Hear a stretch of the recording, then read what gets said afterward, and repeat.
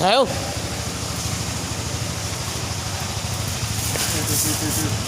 Cái quê này. Cái quê này mà đông chứ.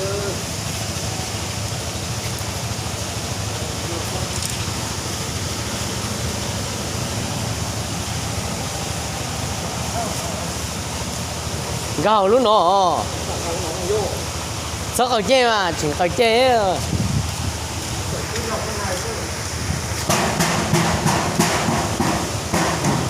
nhớ sang đỡ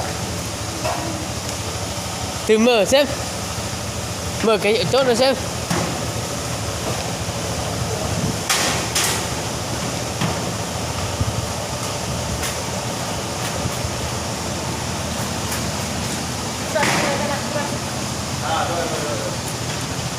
To, nhưng là không to lắm.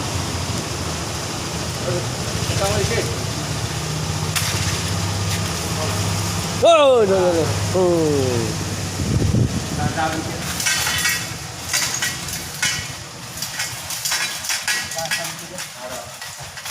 Anh ra rồi cho trọng rồi ôi đây vào rồi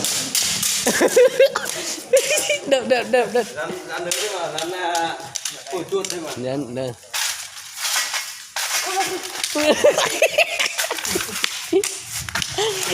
Đập chi không là chảy xuống bên kia không thấy đâu mô đập ơi bắt làm thích canh luôn Bắt đi. ngư sợ lắm Sợ à? Anh nhìn này. sợ lắm ơi chị đấy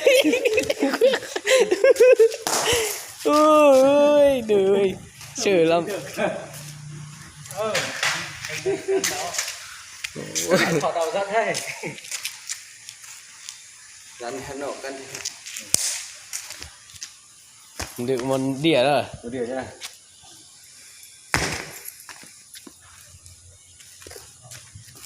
Đây.